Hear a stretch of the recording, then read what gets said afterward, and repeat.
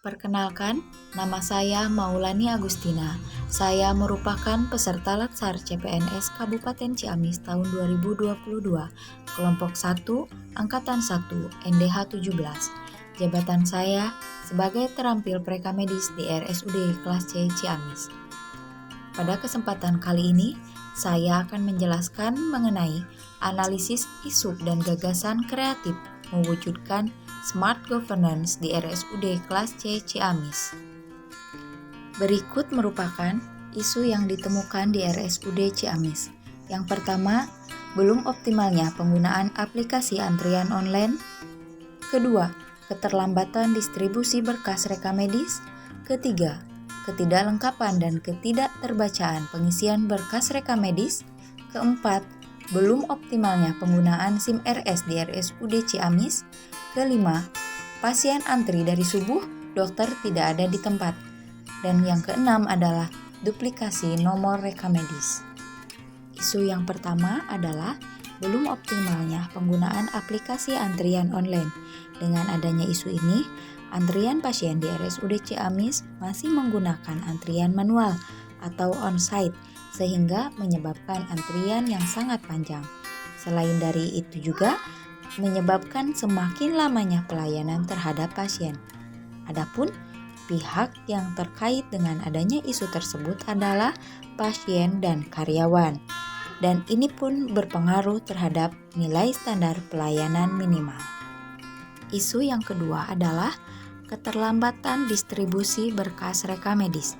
Dengan adanya keterlambatan ini mengakibatkan pasien harus menunggu lama untuk mendapatkan pelayanan. Karena jika berkas rekamedis belum terdistribusi, maka pasien belum bisa dilayani. Dengan demikian, standar pelayanan minimal mengenai pelayanan pasien tidak akan tercapai. Dan pihak yang terkait dari isu ini adalah pasien, karyawan, dan instansi. Isu ketiga adalah ketidaklengkapan dan ketidakterbacaan berkas rekamedis. Ini merupakan salah satu isu yang berkembang sejak dulu dan belum terselesaikan sampai saat ini. Dengan berkembangnya isu ini, maka akan berakibat fatal terhadap pelayanan yang diberikan.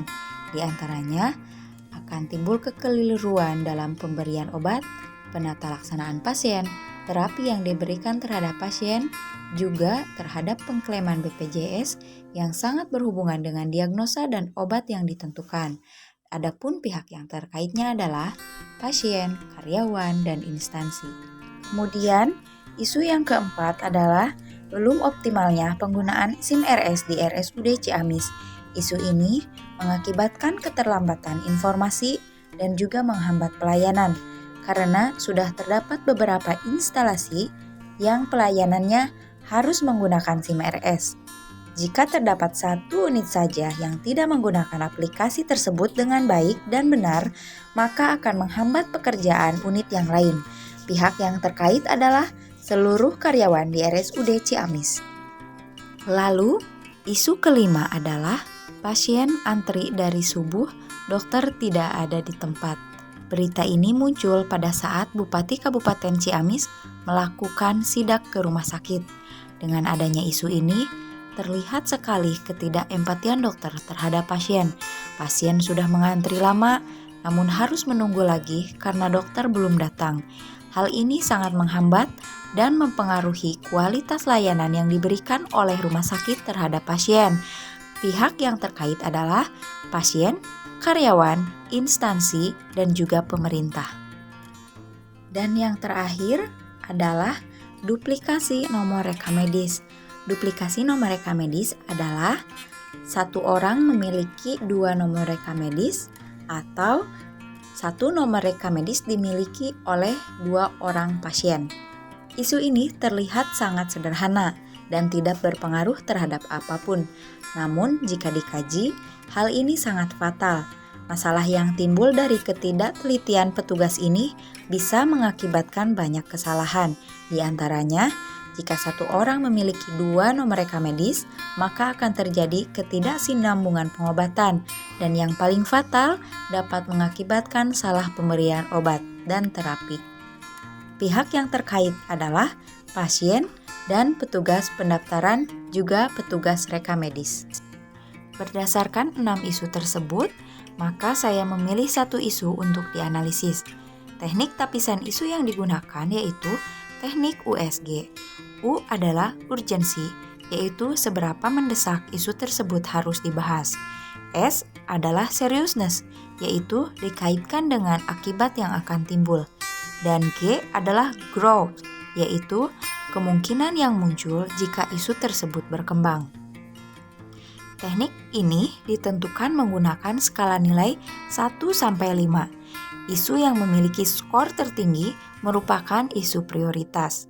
Dalam tabel tersebut, bisa kita lihat bersama-sama. Yang memiliki nilai tertinggi adalah ketidaklengkapan dan ketidakterbacaan pengisian berkas reka medis dengan skornya adalah 13. Dan ini adalah prioritas isu yang akan saya analisis. Kemudian, saya menggunakan teknik Fishbone dalam analisis ini. Dapat kita lihat bersama bahwa terdapat banyak faktor yang menyebabkan timbulnya ketidaklengkapan dan ketidakterbacaan pengisian berkas reka medis tersebut. Faktor yang pertama adalah measurement, yaitu jumlah tenaga medis yang tidak sebanding dengan jumlah pasien. Yang kedua, manpower, yaitu kurangnya ketelitian dari tenaga medis. Yang ketiga, material, yaitu kurang ketatnya pelaksanaan SOP. Yang keempat, Mother Nature, yaitu kebiasaan yang sudah membudaya. Yang kelima, manpower, yaitu kurangnya keterampilan. Dan yang keenam adalah method, yaitu tidak mentaati aturan yang berlaku. Berdasarkan hasil analisis tersebut, maka muncullah gagasan kreatif yang dapat diusulkan, yakni diantaranya beralih media dari manual menjadi digital, memperketat penerapan SOP, diberlakukannya sistem reward, melakukan pengecekan ulang terhadap pekerjaan yang sudah dikerjakan, dan bersikap responsif dan kreatif apabila terdapat kekurangan dalam pekerjaan. Sekian yang dapat saya sampaikan, semoga bermanfaat. Terima kasih.